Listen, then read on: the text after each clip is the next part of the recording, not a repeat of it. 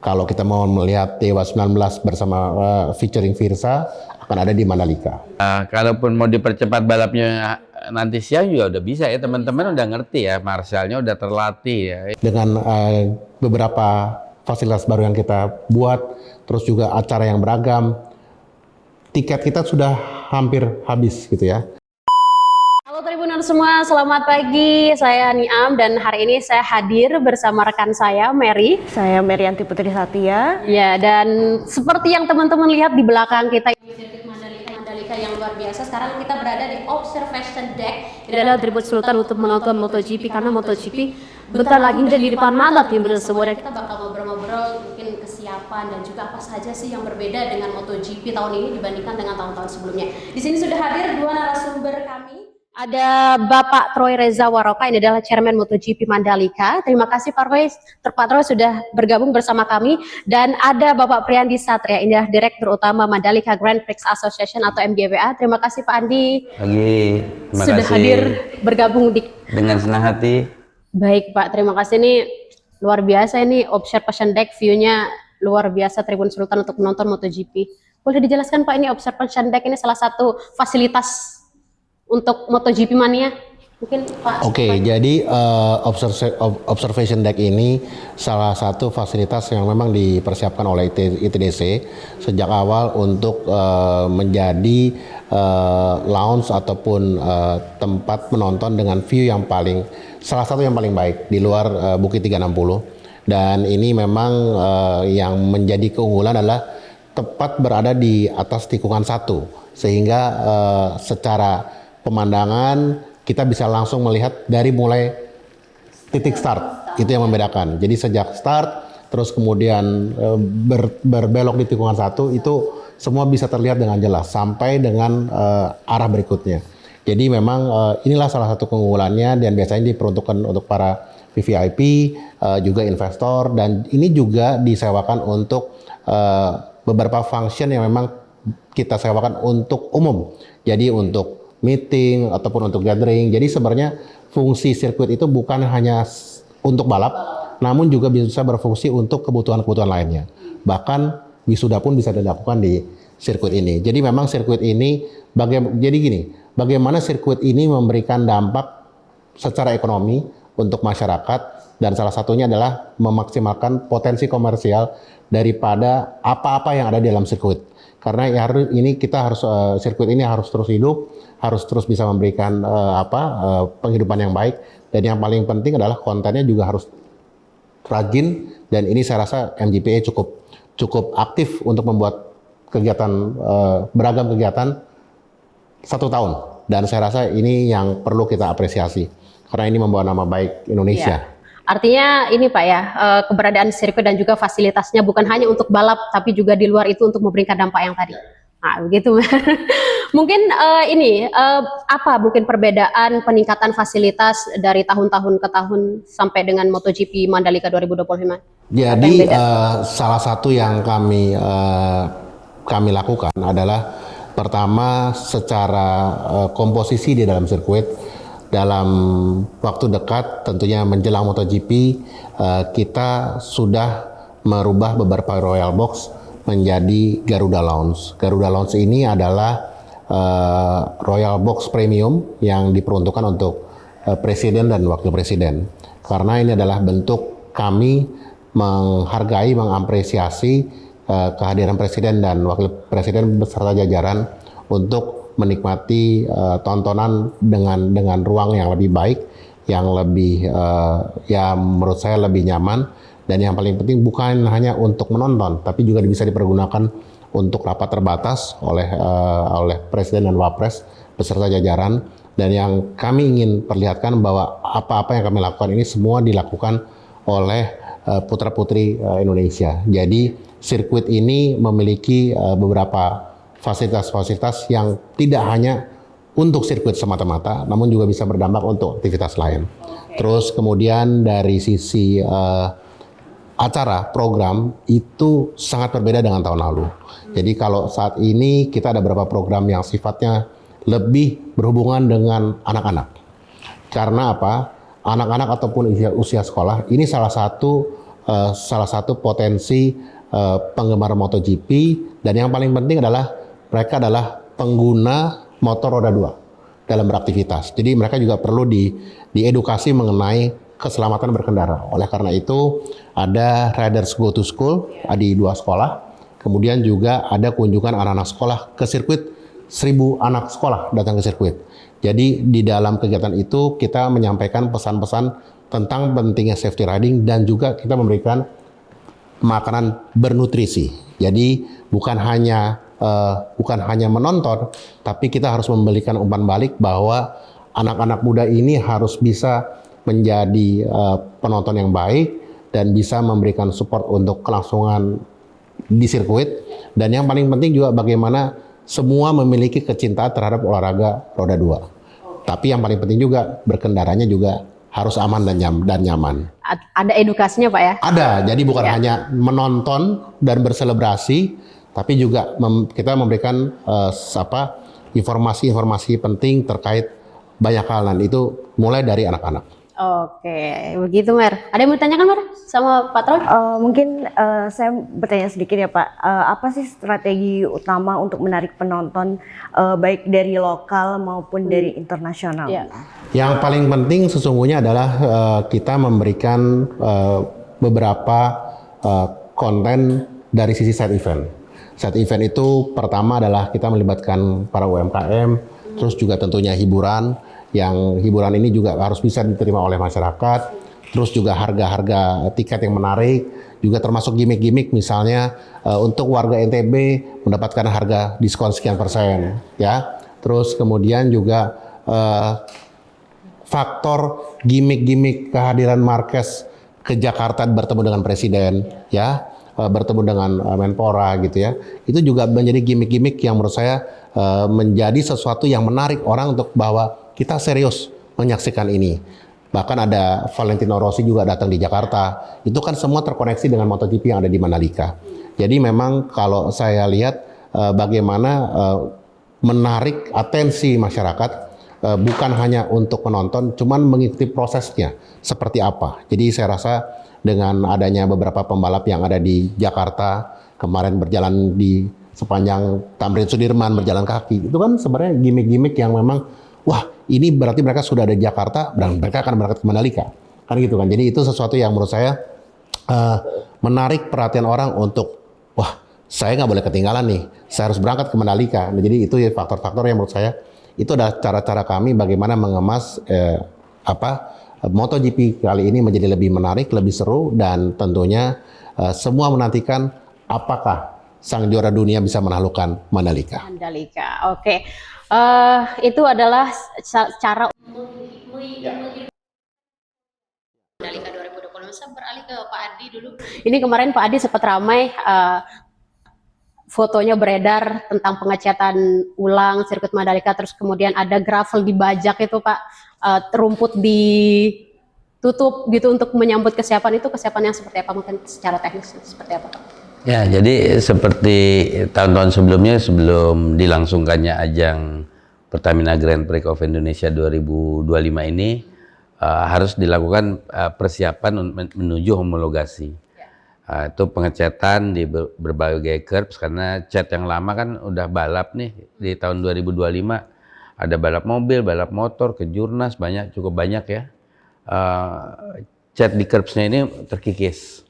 Curbsnya sendiri aslinya terbuat dari beton, jadi betonnya kelihatan jadi licin ya, terutama kalau basah. Jadi semua sisi curbs kita kerok lagi, kita cat dengan cat khusus yang didatangkan dari Italia. Catnya ini memang homologated, sudah approved oleh FIM dan FIA. Di dalam catnya sendiri kalau dipegang tuh ada butiran kacanya. Jadi hasilnya kalau dicat ya kayak kita megang kertas amplas ya, atau kikir gitu ya. Ada butiran-butiran tajamnya, tujuannya supaya traksi di permukaan lintasan dan traksi daya cengkram di curbs tikungan itu juga sama bagusnya. Jadi itu di tikungan 1 sampai 17, baik di sisi kanan 4, sekian kilo, dan di sisi luarnya tentunya lebih lebar lagi ya, hampir 4,6, 4,7 kilo tuh kita cat semua. Yang di curbsnya merah putih, kemudian kiri kanannya juga merah putih, kemudian di sisi pinggir lintasannya harus dicat ulang warna putih, dan ada beberapa titik tikungan yang harus dicat sebagai marker warna hijau ya. Itu marker kalau ngelindas hijau dia penalti. Jadi itu kita rapikan lagi. Tujuannya ya tadi ya, selain safety juga beautifikasi, karena nanti pas liputan MotoGP kan ada beberapa drone, dan event ini kan diliput secara live dengan menggunakan helikopter ya. Jadi kita pingin sirkuitnya rapi, dari sisi catnya kelihatan dari atas. Kemudian rumput-rumputnya juga kita tutupi paranet, kita siram sore, malam, sama subuh. Tujuannya kenapa ditutup paranet, supaya penguapan airnya nggak secepat rumput terbuka ya. Jadi di siang hari penguapannya sedikit sehingga rumputnya tetap bisa menyerap butir-butir air supaya jadi berkembang jadi hijau. Jadi udah kita cat, beautifikasi, kemudian rumputnya dan berbagai hal lainnya kita lakukan untuk safety dan beautifikasi menjelang MotoGP. Oke, itu selain dari kesiapan lintasan sirkuit, mungkin nanti MotoGP Mania pasti ini Pak Andi mengharapkan ada sesuatu yang baru yang bisa dirasakan ketika menonton MotoGP Mandalika 2025. Apa nih yang baru yang bisa teman-teman dapat gitu kalau nonton ke Mandalika? Nonton langsung tentunya kita grandstand kita rapi-rapiin ya. Beda dengan tahun lalu, jumlah grandstand yang ada tutupnya itu kita beda. Kemudian ITDC Pak Chairman sendiri memasang LED di beberapa titik, nanti Pak Chairman menjelaskan ya, sehingga penonton dari beberapa titik bisa menonton jalannya balap yang tidak bisa lihat banyak tikungan ya. Jadi kalau di satu kan cuma lewat aja ya, cuman di depannya oleh Bapak Chairman dipasang LED sehingga dia bisa nonton jalannya balap di tikungan-tikungan lainnya. Fasilitas kita perbaiki, internet kita perbaiki sehingga nanti di hari harinya juga bisa sambil live streaming ya. Yang nonton di sini tidak bisa lihat tikungan di belakangnya, tetap bisa online untuk melihat jalannya balap. Jadi tahun keempat banyak ya, semakin lengkap lah. Jadi tahun lalu ya begitu adanya karena memang begitu bisanya. Tahun ini tambah berkembang. Tahun ini dibuktikan di bawah kerjasama dengan ITDC. Ini kan balap mobil pertama ya, ada Asia GT World Challenge, jadi ada Porsche Carrera Cup juga ya. Jadi ya sirkuitnya berkembang dengan arahan dari ITDC, MGPA semangat untuk menjalankan berbagai kegiatan menuju event-event internasional lah, apapun ya. Mungkin Pak Troy tadi ada mention berapa LED nanti. Oke, jadi kan kami ingin memberikan sebuah kenyamanan dan sensasi menonton yang berbeda. Jadi bukan menjadi satu hambatan bila kita menonton di salah satu grandstand, kemudian kita tidak bisa menonton tikungan yang ada di belakang grandstand. Oleh karena itu, kami menyediakan 5 LED di 5 titik yang memungkinkan semua penonton bisa menyaksikan, bisa mengikuti keseruan balap saat mereka melakukan manuver, terus juga menyalip, itu semua bisa terlihat di LED. Jadi intinya penonton tidak kehilangan momentum. Jadi waktu mereka datang ke sini, saya harus pastikan itu berbeda dengan kita nonton di televisi. Kan kalau ini nonton di sirkuit, sensasinya berbeda, kita bisa yang paling penting kita adalah menjadi saksi mata secara langsung. Jadi masalah nanti tergulingkah, jatuh gitu ya, ataupun yang lain, itu kan menjadi keseruan-keseruan yang selalu terjadi. Dan itu bisa dilaksanakan dengan adanya 5 LED yang kami siapkan. Terus kemudian grandstand kalau kita bisa lihat sekarang sudah kami cover dengan kanopi sehingga penonton tidak akan kepanasan, ataupun yang paling penting kita ingin memberikan rasa nyaman dalam berbagai versi. Jadi kita mengcover dari panas yang cukup kuat di Mandalika ya. Kalau Mandalika ini katanya matahari 3 katanya. Kalau matahari kembar nggak boleh, itu matahari 3, jadi kan. Terus kemudian juga ada fasilitas LED di sirkuit, plus yang paling penting juga kita menyediakan beragam UMKM di belakang sirkuit. Jadi penonton bila mana mereka lapar, haus, aksesnya tidak susah, mereka cukup turun dan itu sudah dekat dan tersedia beragam UMKM yang memang kita hadirkan untuk memberikan sama-sama memberikan fasilitas yang saling menguntungkan antara penonton dengan para pelaku ekonomi masyarakat. Intinya memberikan kenyamanan yang maksimal lah untuk. Karena gini, kalau saya boleh bilang, rasanya di Indonesia itu yang paling unik, paling keren, dan paling seru dari sisi acara di luar balap. Jadi misalnya kalau kita bicara opening ceremony-nya, mungkin saya pernah lihat yang juga di luar, rasanya Indonesia yang paling keren, paling megah, dan itulah salah satu keuntungan Indonesia. Beragam kebudayaan Nusantara, stoknya selalu banyak, selalu tersedia.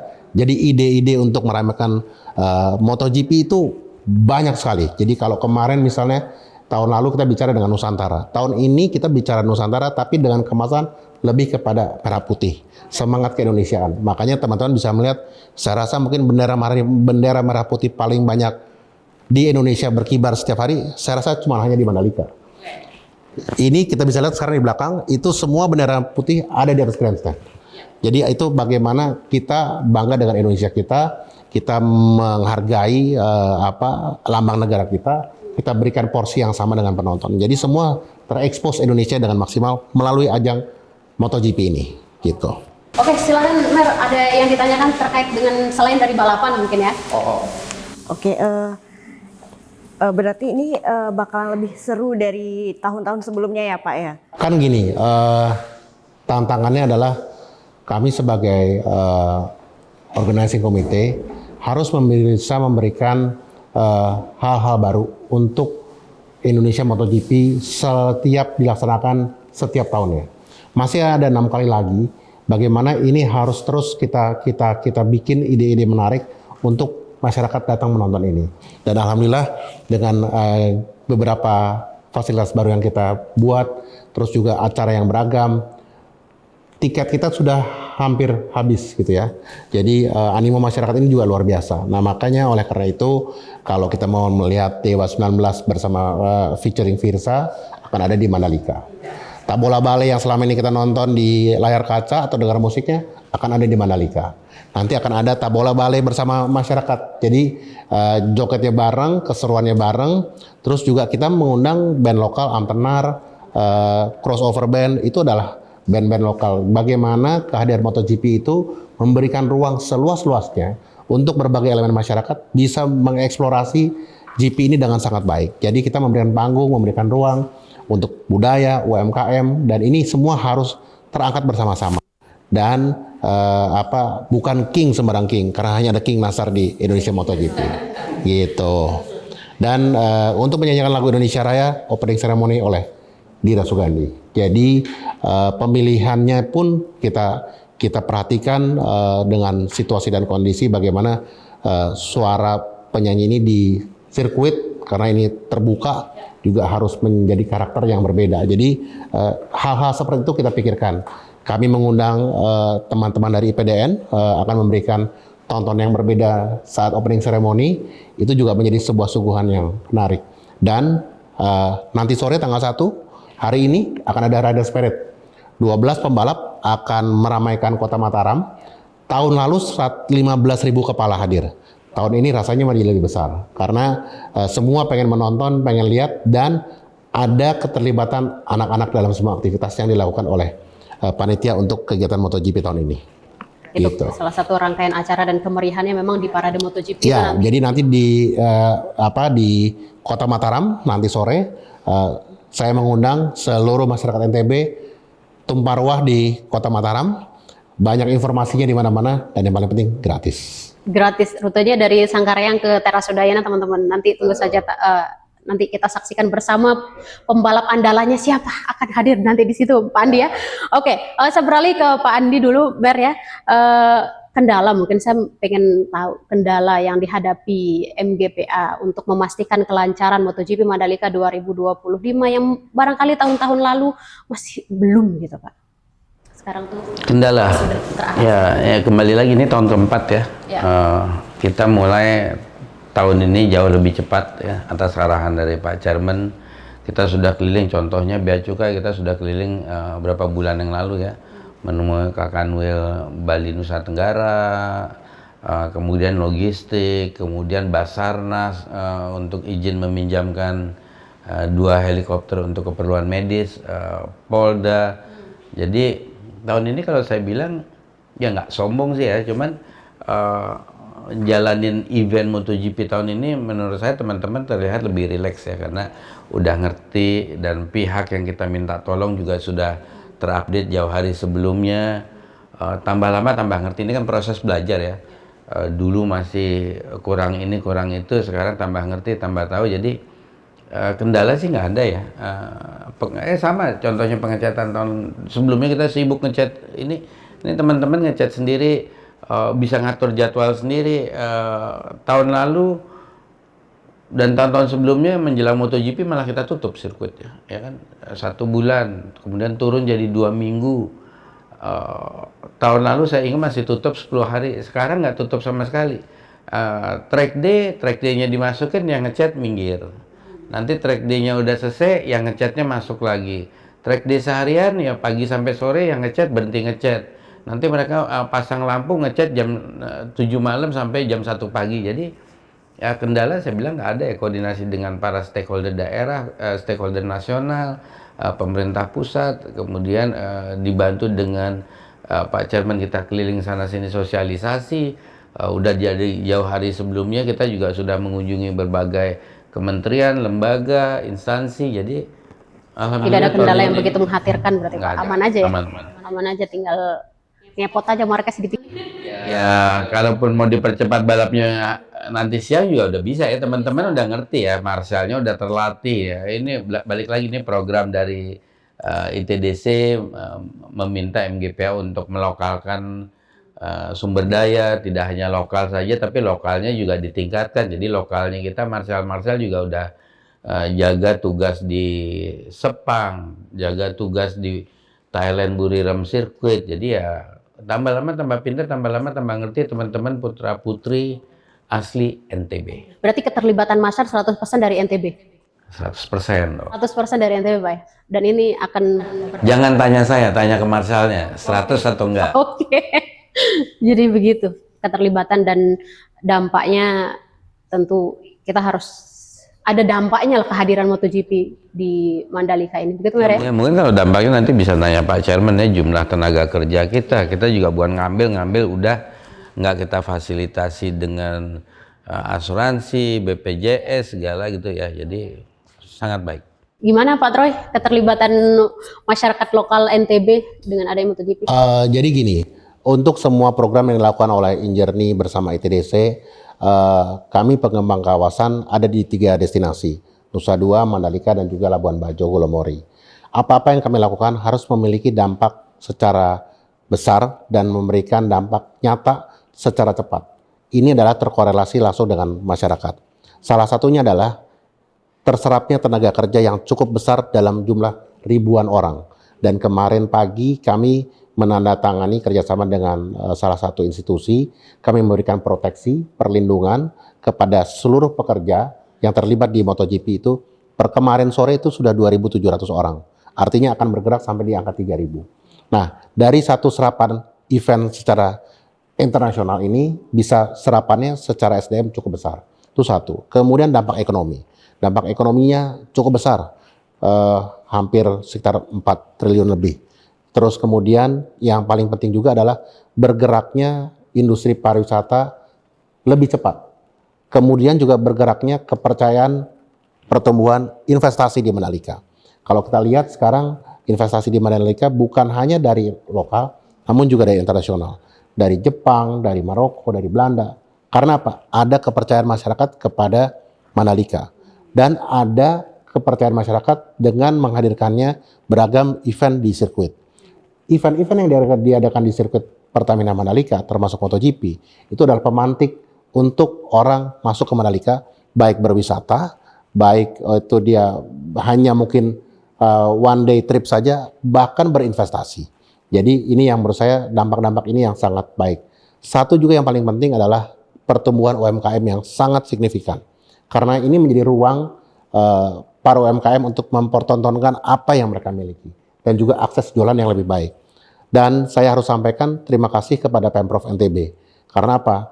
ke Gubernur NTB, Bapak Lalu Iqbal berserta seluruh jajaran, termasuk Bupati Lombok Tengah, itu memberikan support yang luar biasa.